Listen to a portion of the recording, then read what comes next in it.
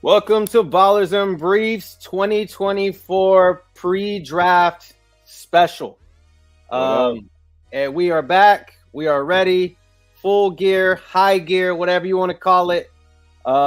We have put the time in, done the work, so you know who your team should pick this year and who we think your team should pick. So We got the studying on a little bit, like the Colgate University flag shows. Had to kick those study habits back in. Did a little analysis, and yes, kicked out a couple players for you guys that I think is going to be really successful in this upcoming NFL season. So it's going to be a great little show today and really bring this to you guys. definitely. We are super excited about it. We wanted to make sure that you guys know that we are here for you. We want to be here all season long. We want to be here next season and the season after that and that and that and that. So let's just get straight into it. So first, what we basically are doing, we have some top fantasy rookie weapons that we feel like that you should be paying attention to, and for reasons that we think that they are going to be good draft picks for fantasy coming up this season, and basically for their teams going into the 2024 season. And we will have a full first round, all 32 picks mock draft with trades that we will get to closer to the end of the show. So without further ado, let's just get straight into the top rookie fantasy weapons brought to you by Keele Athletics. So Brad, this is your deal. You wanna take us into pick number one? Yeah, definitely. Again, just to kind of start back over a little bit, we're just going to hit a lot of the sort of relevant, kind of high impact guys that are going to make an impact next year, or not really next year, this year, this upcoming season. So, of course, you got to start with Maserati Marv in my best impersonation. But I really like him as a player. I think that his overall game really looks similar, I guess, from a comp standpoint, as a CD Lamb, as a Julio Jones, for all my little bit older listeners, older fans out there, that really are showcasing. He really showcases a lot of the route running skill, ability to catch in traffic, ability to get beyond the defenders, force cornerbacks to kind of go in the wrong direction. He's everything you want in a receiver. It doesn't show here on his listings, but he is the 6'3" receiver. So you want to think about that body frame as well when you're considering him as a receiver and what he can be able to do. So that opens up a better catch radius for him. That opens up a lot more opportunities for different routes that are going to be run, whether it's your in routes, your post routes, even your comeback routes. A lot of those routes in the route tree, he can run and he can do it successfully. So again, of course, I could see him actually going potentially top 10 next year, just given the fact that where he's going to go to is potentially that he could land in, whether it's 3 or 4 spots later, but whatever spot he lands in, he's going to be either a number one or a high number, a 1A, either 1B, excuse me. And because of that, again, that lends to at least probably 7 to 10 targets per game. That's what you want. Definitely in your in the PBR leagues where you're looking for those receptions, he's going to get those receptions. Again, just given his big body frame and his ability to run routes. Yeah. So I mean, let's just be honest. I mean, if you don't know who his dad is, go back, watch you some film, go find Marv, number 88 for the Colts. I say that Marvin Harrison helped make Peyton Manning into the quarterback that Peyton Manning was. When Peyton Manning was in trouble, who else to go to? Marvin Harrison. I mean, the younger guys might not remember who Marvin Harrison is, but guys at our age, you didn't want to see Marvin Harrison as a Texans fan later in his career. I didn't want to see him. Like Marvin Harrison is a genius on the field, right? Like, I mean, he is he was an all pro, he was a pro bowler, he was basically I would say if you asked Peyton Manning who he liked to throw to the most, if Marvin Harrison does not come out of his mouth first, I would be very surprised. But I mean, yes, I see the direct comparison here. Marvin Harrison Jr. with the CD Lamb, it makes great sense. The body style is there. The catches, the way he can make catches in the playoff game 2 years ago against Georgia. I literally thought Marvin Harrison single-handedly was going to beat us. Thank God he went out in the game, because if he wouldn't have went out, I think that CJ Stroud and Marvin Harrison and the boys in Columbus at Ohio State would have beaten the Bulldogs. So, I mean, I think that definitely I agree. He is a top 10 pick, and he is going to be somebody that you guys need to have on your radar for fantasy coming up this year, because he is going to be that guy. He may not be a wide receiver 1 on your fantasy team, especially if you're not really if you can't get him in round 1, or you're not going to look for him in round 1, but he would definitely be an asset to you, to any team that he goes to, because that is what he does. He plays ball. He is a baller, and that's what we love to see. So, and just to add one more thing, from a comp perspective, if you think about sort of a rookie season that you want to compare where he tracks or his sort of forecast, I would say Jamar Chase's first year in the league, where he had an immediate impact, a lot of games where he was getting 20 plus points fantasy, and he established that as a rookie. I could see the same thing happening for Marvin Harrison. He makes his quarterbacks better, and that's always a great attribute to have as a receiver. yes, definitely. Well, now we want to talk about a quarterback's best friend. Let's move right into our next man on the list, and it is one of my Georgia Bulldogs, Brock Bowers, tight end. And if you guys didn't watch college football, you don't really know anything about Brock Bowers. He is basically George Kittle and someone else that's relevant right now, kind of an amalgam of George Kittle, Travis Kelce, kind of Dallas Goedert, all kind of thrown into one. And back another one kind of in our day, and an older comp here is Chris Cooley, because dude could catch, he could block, he could run. He had all of it. I mean, I remember that old school NFL play commercial where Chris Cooley shoved his hand through the wall and caught the ball, like those old goofy commercials. And that's kind of how I feel Brock Bowers was. I mean, he was Stetson Bennett's favorite target when in that run into the playoffs, into the championship. So I think that Brock is he is one of those guys. I think if it's not immediately this year, the next year I think this year, rookie wise, he could have a Sam Laporta type year. He could have that if he goes to a quarterback that loves to throw to the tight end, and a offensive play caller that loves to scheme up the tight end. He could have an Sam Laporta type year. And you guys know, I wish Phil was here. Phil was riding the Sam Laporta hard last year, and Phil's not a rookie guy. Phil doesn't come in with all the rookie knowledge. He just comes with the fantasy knowledge, and he knows somebody that's going to get catches, right? And this is one of those guys. Brock Bowers is going to get catches. Agreed. Also, as a person who's also a Florida fan and kind of getting to watch Brock play for all of his collegiate career, not only was he able to do the route running, but they many times would just give it to him on a sweep play or a sweep pattern or just a sort of a short bubble. That's what I'm saying, like that kind of Travis Kelce type work for 50 yards. So this is, again, a do-it-all type of offensive weapon more so than it is tight end, because he reminds me of, not necessarily from the size standpoint, but from the way he could be used as a Jimmy Graham when he was with the Saints and with the Sean Payton as the offense a coach there. And so they were able to kind of move him around, put him sort of on the out at the X, and able to even run routes outside. And so, again, a versatile player like that, I believe, will open up to a lot of receptions that you want. But then it also, again, could take a sort of a speed route or sort of a sweep route as well for additional yards. So again, you like to have that type of versatility when you're looking for a tight end, because that opens up more additional fantasy points, additional production.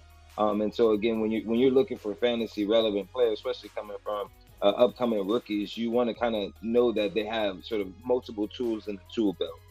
Yeah, And that's definitely. what Brock Bowers brings to the table. I know those numbers at the bottom sort of look kind of small a little bit, but please take into consideration he was hurt Last year, as yes. well, and so this was production despite multiple injuries. But now that he's had additional time to kind of heal from that, I see him coming straight in again, having an immediate impact. And he's not a hurt guy. Like literally, No, he was one of those like he kind of like super soldier type things. Like he could yeah, overcome. Like he came back from an injury with no one thought he was going to come back from. Right. Like it was. exactly. And I think it was close to was it Achilles, I believe, or something like in the I feet, think it like was an ankle injury or ankle, high dislocated ankle. It was a high ankle or ankle, and nobody high thought he was going ankle. to come Yeah, back from that. And yeah, I obviously, thought he was because we done. knew he was going to come, like he was going to get drafted, and he was like didn't want to ruin his stock, right? But he came back and Yep, played. So he's a gamer, true gamer, and the true Brock George Kittle Bowers. type. That same Yes, mentality, that yes, same hard hitting sort of wrestler mentality. That's how he yes, plays the game. And definitely, he's definitely. surprisingly also, one last note too for the listeners, is that he's surprisingly able to break a lot of tackles. So again, from the George Kittle, you wouldn't think he would break so many tackles, but he does in Yeah, open definitely, space. definitely. Okay, so on to number 3. So Brad, I know you are a big fan of Rome Odunze. So tell me a little bit about Rome here. Well, what again I like about Rome in comparison to other receivers is I love the size. Just like with Marvin Harrison, he's I believe a 6'2", 6'3" receiver. That long frame always opens up sort of I always say the route tree and the ability to have a larger catch radius, which is what a quarterback's best friend is, a 6'3", large catch 215. Yeah. radius. So you're able to throw it up, and he's able to go after and get it. And you can tell that again just based off of his production. Now, I am a little bit of an SEC snob, and so if it's not in the SEC, I kind of think, I got to give you a couple points off for your production. But this is serious production here with 19 receptions, 1640. Just again, what's highlighting, what's screaming to me is the 92 receptions. So again, from a PPR perspective, that's gold. That's money in the bank. That lets me know that you can take on 8 to 10 targets and most likely come down with maybe 8 or possibly all 10 of those receptions. I've watched based off of the tape, he's able to do sort of get behind receivers. So he has the ability to have that burst, to go on the fly routes or those sort of deeper route concepts. But he also has the versatility and get underneath. I like the frame. So then again, that allows him to, catch a slant route, maybe take a hit, but hold on to the ball. Whereas maybe a smaller receiver can't have that necessarily in his arsenal. So the comps on him is what I see is more of a Mike Evans style. Just like I said before, he's sort of sneaky speed, just like Mike Evans, where you may not think he's going to get past you, but he does consistently have 1,000-yard seasons. This is the type of receiver that Roma Deuce is. And I and think he's a consistent and 1,000-yard receiver.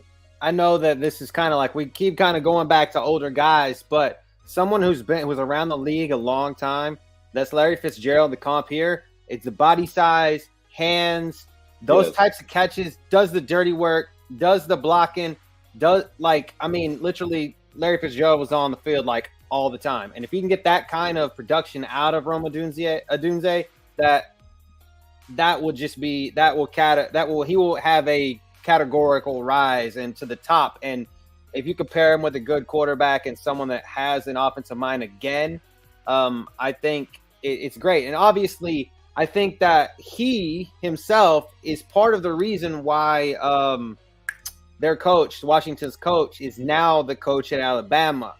Yep. So obviously, SEC, they could play that type of SEC ball, right? So Yeah. I think that it's a good pick. He's the athletic guy and he can make those catches. He made Penix look like $1 million, I think, every time he went out there. So again, yes, being an SEC snob myself, I didn't watch a lot of his ball except for when it was like later on in the season. Anytime that I can watch like a USC lose or watch stats or watch a USC game, kind of, I like those kinds. And then, of course, obviously, we saw them in the national championship as well. So, Yep. but yeah, so let's just keep on moving along and let's go to our number 4 guy, another wide receiver, and back home in the SEC, Malik Neighbors. Malik Neighbors, I think he was kind of like I know you see directly here, his comps are 2 LSU Tigers, right? Justin Jefferson and Odell Beckham Jr. And the thing about that is we kind of even don't even, I personally didn't even think he was the best wide receiver on his team. I didn't think he was the best wide receiver on his team. Most people didn't think Justin Jefferson was the best receiver on that LSU team he was on with Jamar Chase. So you had Malik Neighbors and Brian Thomas Jr., and you'll see some thoughts about Brian Thomas Jr. a little bit later. And so if you get to looking at that, look at the numbers I want to bring a lot of people's attention to here.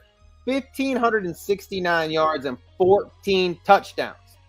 That's in the SEC. That's playing Alabama. That's playing Ole Miss, Mississippi State, because they're in the SEC West. So you get those guys. I think that they might have played Tennessee this last year, maybe. But what I'm saying is, this dude is a hard worker. He's got the hands, and then he showed off. He showed off at the draft. I mean, in the combine, excuse me. And so I feel like Malik is going to show us something that we didn't think he was going to be coming like this last, or personally me, right? So with that being said, what are exactly your thoughts on Malik Neighbors? Yeah, a lot of what you were saying too, and I agree with it, was that what you sometimes think is that maybe, again, given his size, he's not as tall as the other receivers. But what you see is that even though he's not as tall, he has that sort of Jamar Chase to his game, in the sense that he's able to get big, even though he's maybe not the biggest receiver. In the sense of, when I say get big, I mean he's able to make those contested catches over even bigger cornerbacks. This is SEC production, so of course, again, being the snob, I'm going to take 100% of this production to be really good production. It's really hard to get 89 receptions, 1,500 yards in the SEC. It just really is. Again, when you're going against the Kool-Aid McKinstry, the Terry Arnolds of Alabama every single year, it's hard to get that production and keep it consistent. I honestly would like to see how the fit ultimately is for Malik Neighbors, because I do worry that if he takes on sort of a number one in the wrong situation, he won't get to really showcase the fullness of his abilities. And so I would say that while I believe he's a really fantasy relevant player, I do worry that it does require sort of a Jaden Daniels type quarterback to be able to bring out all of his skill set, much as like what happened last year for him in his college season. So, like, my thoughts is like his comparables are a lot comparable to Jetta. So, and he's like 6 foot, around about less than 200 pounds. But those things, he's basically the LSU's all-time receptions leader. And I personally didn't know that. I mean, it's 189 receptions and over 3,000 receiving yards. So that he plays that role like Justin Jefferson good. And if he can get a quarterback that's going to feed that man. Feed him early and often and get him going. And I think that he will work out, especially. And again, maybe this season he could have that Justin Jefferson year one type year when Justin Jefferson absolutely went bananas. And I could see that, especially like I said, if you can get him, he goes to a team that's got a good quarterback. And then if you can luck out and get him as a wide receiver too, in a fantasy draft, just because you go into a draft with people that might not know any better. Yep. Steal him. he is going to be a steal because people are going like, oh well, he's a rookie, we don't really know. He's going to have that type. At, I say worst case scenario, Garrett Wilson in year one. Yep, Because he's I can that see good. that as well. I can see it definitely a Garrett Wilson type rookie year with him.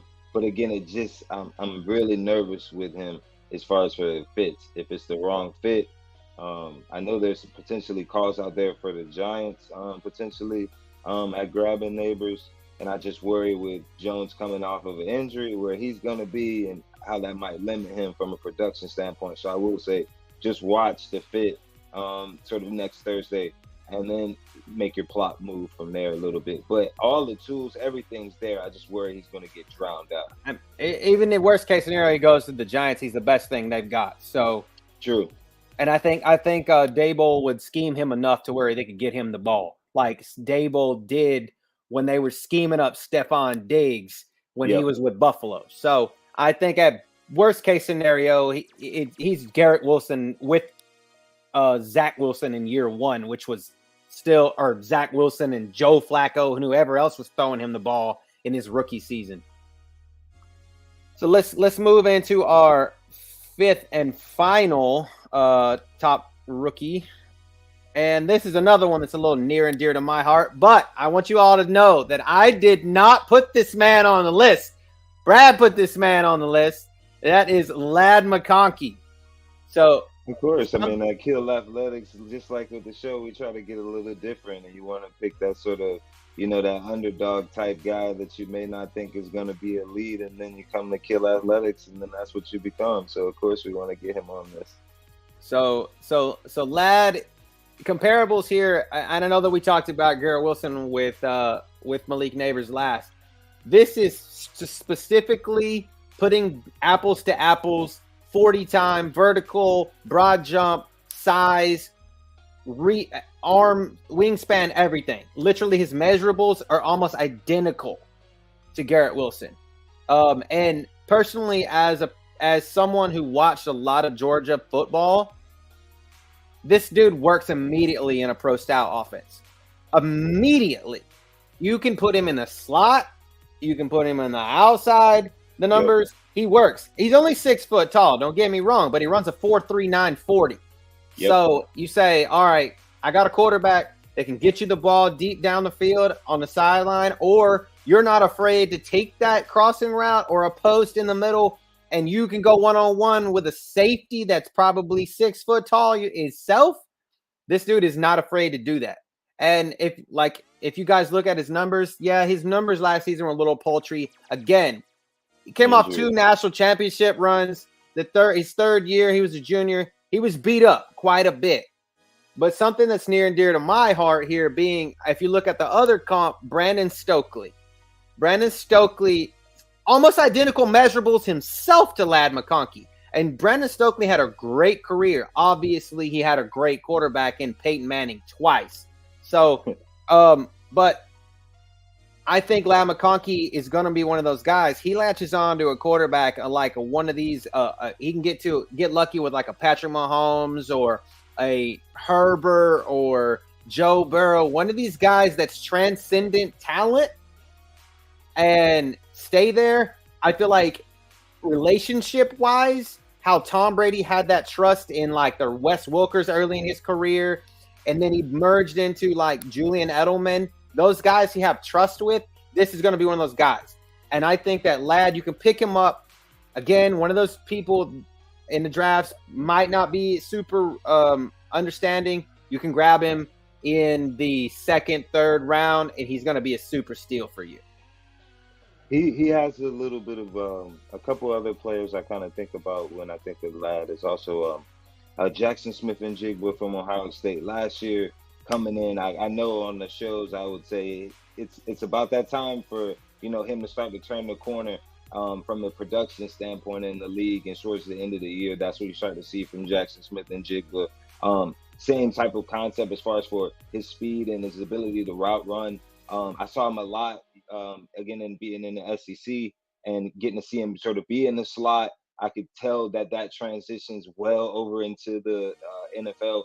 And his ability actually to separate is a little bit, you could tell the 4-3 speed makes more sense when you see how many times he separated from cornerbacks in the SEC, by a 2 or 3 step distance. He has the get up. He also has that smart cerebral sense to be able to run the routes effectively, understanding that he has to be crisp in what he does. And at the worst case, we're thinking, Hunter Renfro, Braxton Berrios. But again, in the better case, I could literally see a lot of Jackson Smith and Jigba, and again, where they're going to kind of put him, and the type of routes he'll be able to receive. If it goes on and if it hits, it really is going to hit where you're going to see a lot of receptions. And again, I know I can't say that enough, but PPR, that's what it's about. That's the difference between winning and losing, is that 6-7 catch. And it may only have been for one touchdown too. Yards, that sneaky 3-yard, 1 yard. Yep. 3-yard out to the outside, because he's technically third man on the depth chart, but he's number one in the quarterback's heart, right? Because he can run a crisp route. So that's what we're looking for. And again, he's relative. We just talked about Malik Neighbors. They're both 6 foot tall. Yep. And of course, they both had different type quarterbacks in their time. I'm a Georgia Bulldogs fan. I'm not shitting on Stetson Bennett or Carson Beck, but ain't either one of them a Jaden Daniels, right? We know that, and so we've seen that. And if he can get locked in with a top tier quarterback, he is going to ball out. Agreed. So some others that just quite didn't make the list. Some honorable mentions that we come up with was Troy Franklin from Oregon. A man we just talked about, Jaden Daniels, there, the quarterback at LSU. The guy I thought was better than Malik Neighbors, Brian Thomas Jr. And then this was a surprise to me. The Jalen Wright, running back there at Tennessee, how he did what he did there in Tennessee, and he kind of did it quietly. It was kind of quiet, because I think Tennessee wasn't as loud as the LSUs, the Georgias, the Alabamas, and the SEC when we think that they should be. It's always like you have those kind of 3 at the top, and then Tennessee wants to be there, but they're never there for very long. When I saw the production, and I also saw his yards per carry, he got over 4 yards a clip. He reminds me of a Jamar Gibbs. He gives me that feel, maybe a poor man's Alvin Kamara. But what I love about those two running backs is their ability to also catch the ball and get those additional catches from that backfield. I wanted to also to at least mention one running back, because everyone else we kind of touched on were not even a running back. And there's always a running back every year. Think Kyron Williams, where you go to sleep on them and think they'll never get a lot of points in a season, and then he's racking off 21 points a game, because it's hard to stop a running back that can have a certain skill set in a certain scheme. So again, the reason why I couldn't necessarily move him up onto the top 5 was because it is a matter of scheme where he goes to and fit. But if he gets the right coordinator that can use his skill set, I can see a lot there. I also like Brian Thomas as well, Cody. That 4.3 speed and everything I'm hearing, plus with the actual size, I believe 6'3", that's hard to deny. He's also a sleeper.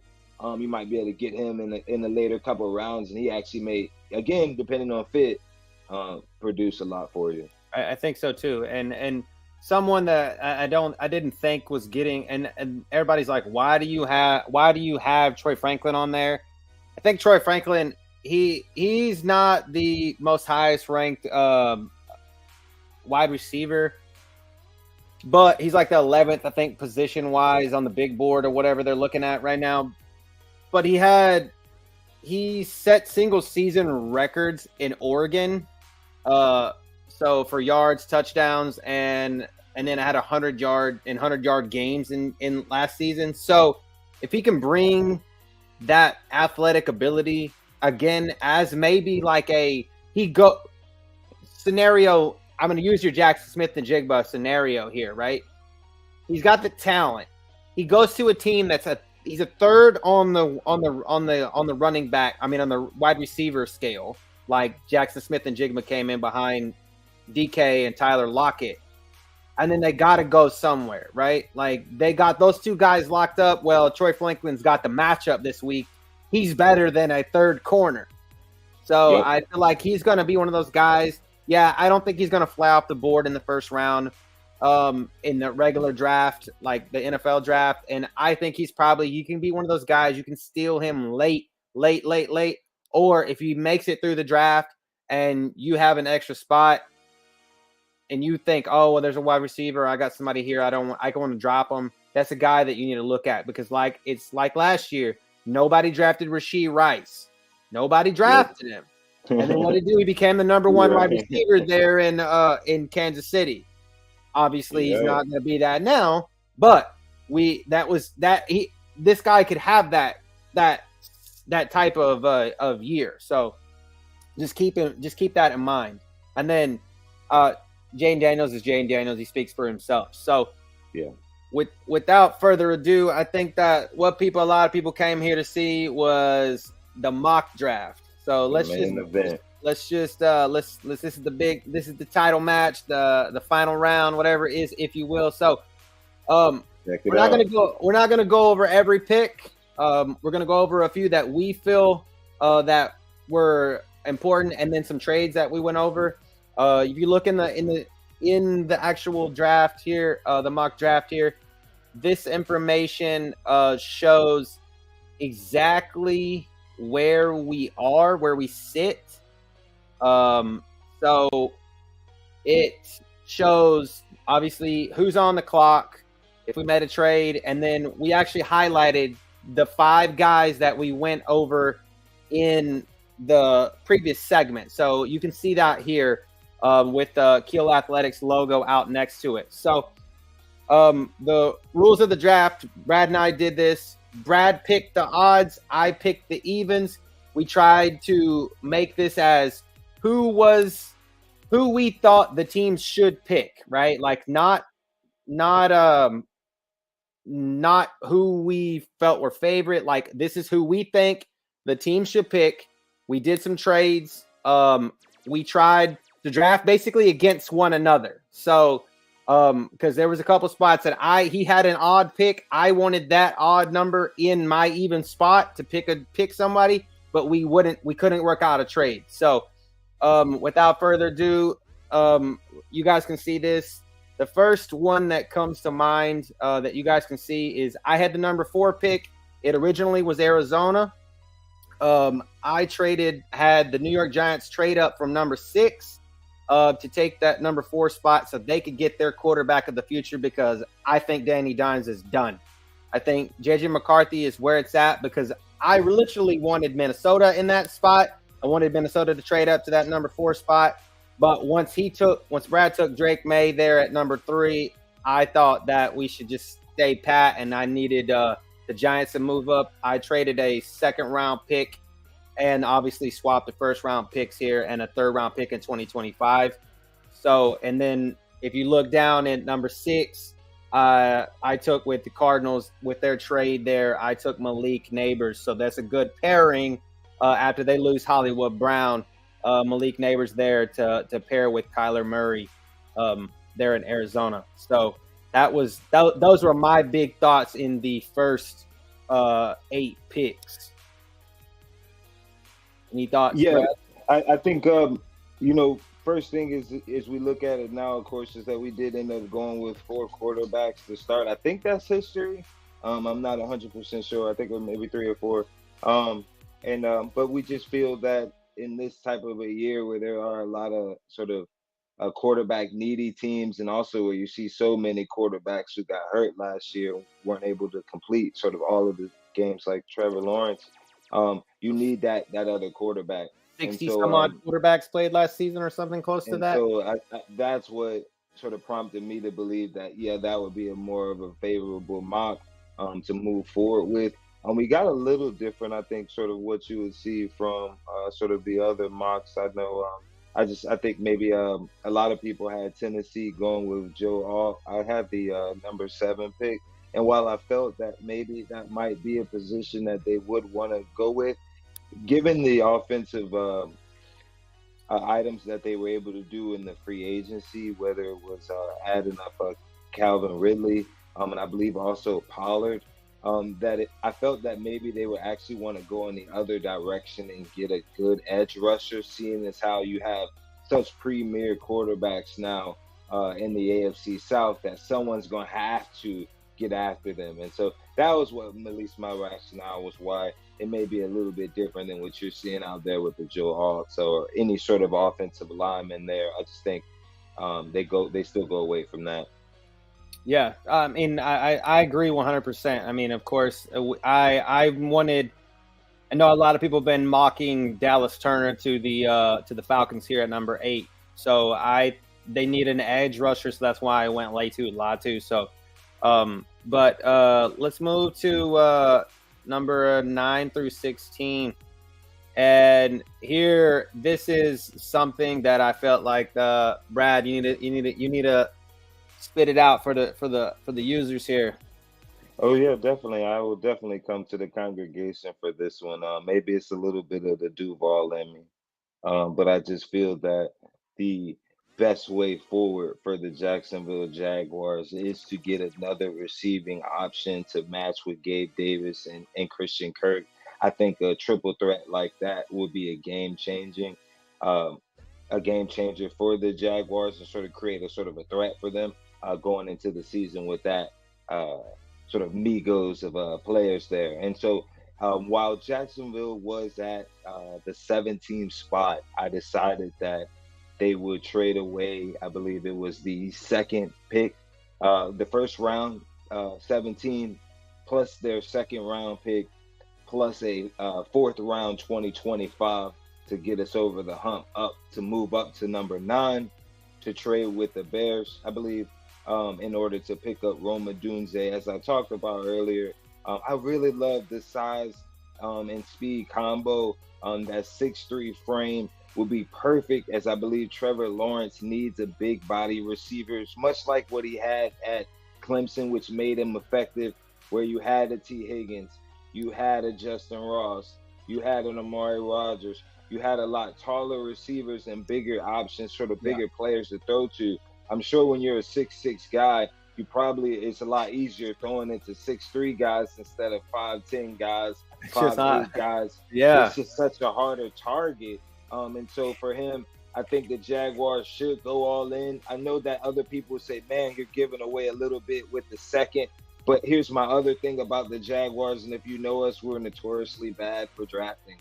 And so my feeling is that you might as well give up a couple of options to get who I believe is a premier receiver coming up in this draft, and who has no sort of bad backgrounds, i.e. Justin Blackman and sort of some of our other receiving in the past, Matt Jones, who necessarily didn't work out. I feel that this is a better fit, and I believe that the scheme that Doug Peterson runs will be able to really get a Roman Duze open, and his skill tree and route running ability would just really flourish in the offense. You guys haven't had a pure, I'd say, a wide receiver that makes any sense. Like when at least people that watch football religiously understand. I can't. Justin Blackman, I mean, obviously, because we lived in Jacksonville, right? We were there. But think about it. There's not, I mean, Allen Robinson, you got rid of Allen Robinson. I remember, and then you had, what was the other dude on the team at the time? Marquise Lee. Marquise Lee, drafted him out of USC. And then who was the guy that was on the team with Allen Robinson? Then y'all traded him or let him go to the Cowboys. What was his name? Do you remember? You remember talking about? He was on that same team. Anyways, but I can't think. He came from the Cowboys? No, he went to the Cowboys. Allen. It was something with an H. Wasn't it? Allen Hurns. Allen Hurns. Yeah, he was. You. Yeah.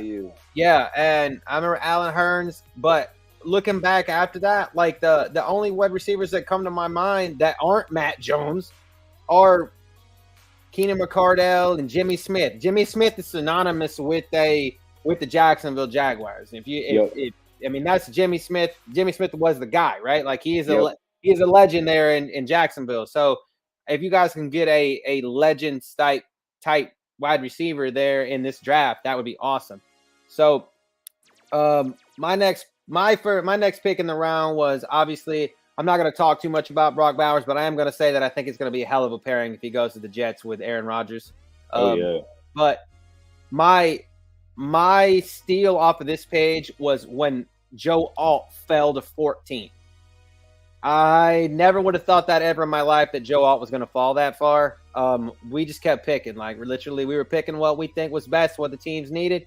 And once I knew that the Broncos didn't need him at 12 because they have what's his name? Utah Bowles. And so I was like, yeah, they need him in New Orleans. Phil, shout out to Phil. Y'all need a tackle because Ramchek's, he could be done. And Andres Pete just ain't it because he's kind of iffy. So I think that Joe Alt falling that far when most people have him mocked probably in the top 10, maybe top 6. I think that was a steal off of this page.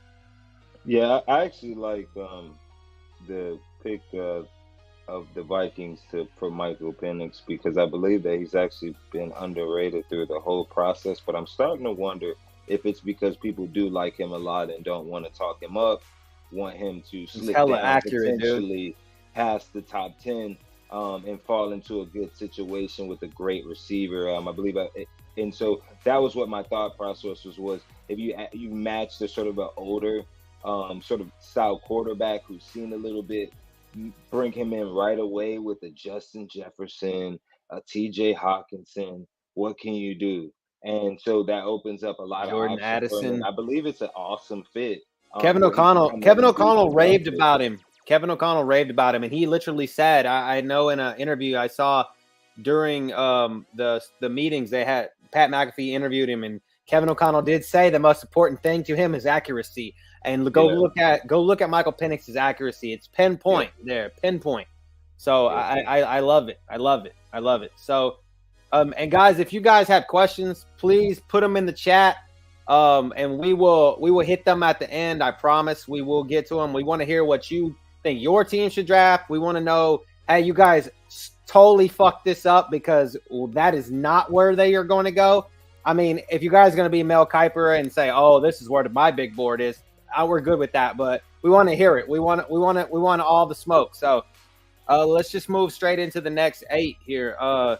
And Brad, you're again. There's your number 17 pick with your trade to Jacksonville. So you top of the board again there. So, and if you notice too, both sides win here. Where you have Roma Duze going to Jacksonville, we kind of reach up. The way the board falls, you'll see Brian Thomas Jr. there, and I think he's technically already. Brian Thomas is kind of mocked to Jaguars in a lot of mocks as well, sort of at the 17 mark. So it wasn't sort of a far as to say that he would be there, but I figured a Brian Thomas Jr. would probably fit a little bit better in that third role than Roma Duze would fit, whereas I think he's more of an outside receiver, whereas seeing as they already have Keenan Allen and DJ Moore, I think Brian Thomas would fit a little bit better on the inside. There's that Jackson Smith and Jigba magic. It's a going to I think, for both sides. So and they get their quarterback of the future and a wide receiver to pair with those other. Get the quarterback and the receiver. Yeah, they'll be set at running back, 3 wide receivers, and they get Caleb Williams, and so that's a great one. I like that a lot.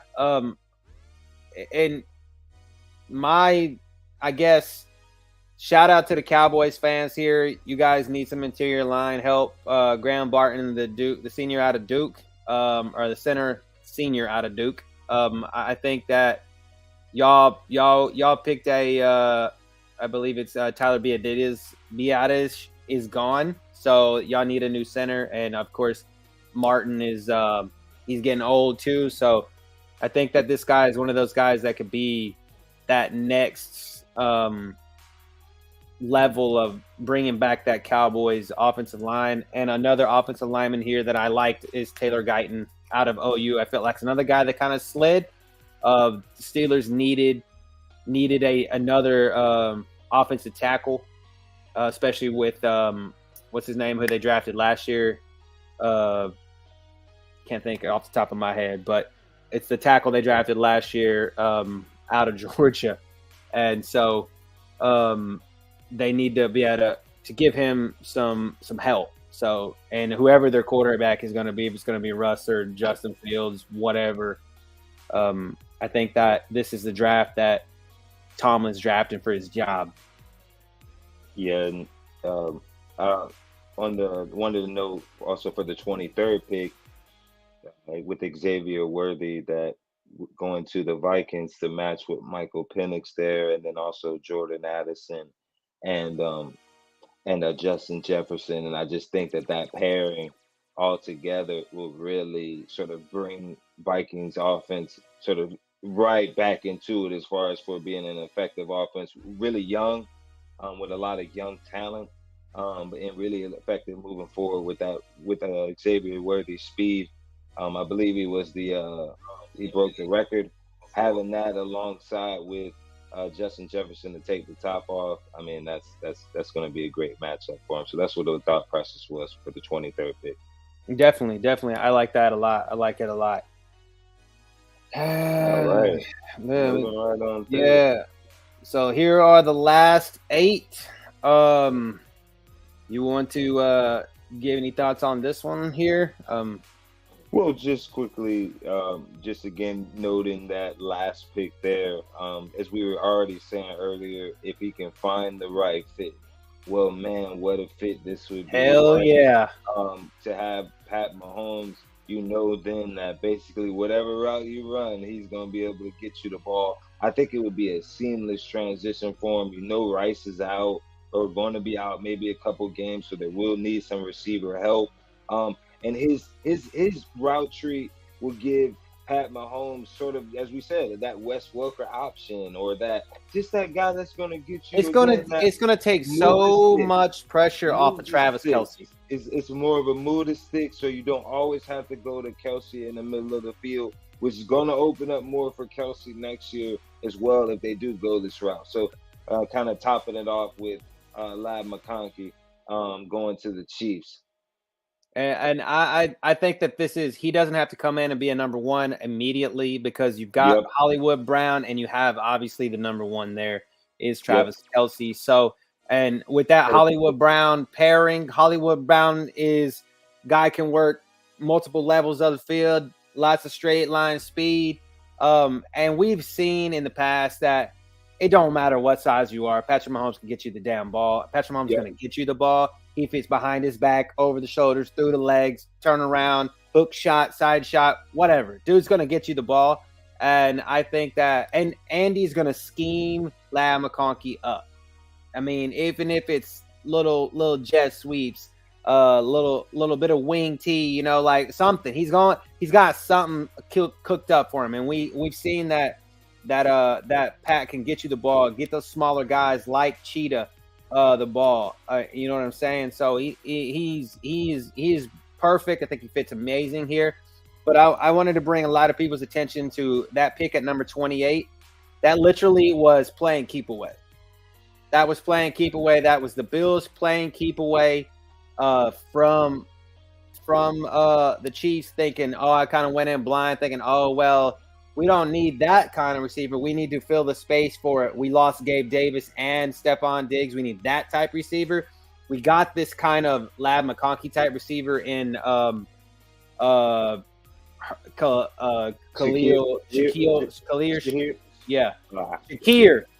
Shakir, right? We have that guy, right? And he's technically a number 1, and we got Curtis Samuel we picked up in free agency. So we need a more of a true, I guess, the size type receiver, and you're going to get a little bit more with that in Mitchell than you would with McConkey. So I feel like that was full on display of we're gonna keep the ball away from you, keep the prize away from you. But yeah, that's a full mock. Again, you guys can check it out. It'll be here, and if you guys want us to, I will post it on actually post the slides. I'll post them on the Twitter account so that you guys can just check them out and say, hey, I mean, if you guys got questions, shoot them to us now, and we will we'll take some questions now before we get out of here, because we'd love to hear what you guys have to say. But while I'm looking up, I wanted to look one thing up about Mitchell really quick while we're waiting on some questions. Yeah.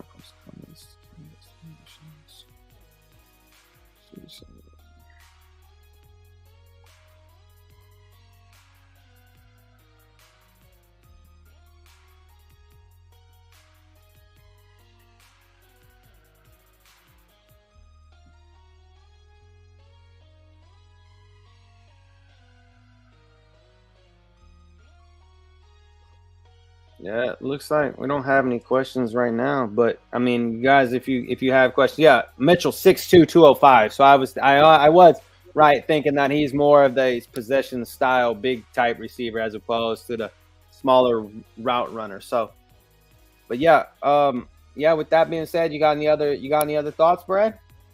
That's it. That's all I got. Yeah, we will come back post draft, give you guys some post draft analysis. And and tell you exactly where our picks went, and we'd love to hear what you guys have to say. And obviously, the links to all the socials are in the description on YouTube, or if you're watching us on Twitter, we appreciate it. Shout us out, and we'd love to hear from you. So we're getting ready to move into the full-fledged season. We'll have some giveaways this year, merchandise coming out from both Ballers and Briefs and Keele Athletics collabs. So we love to see y'all, and we love to hear what you think. So we'll talk to y'all later.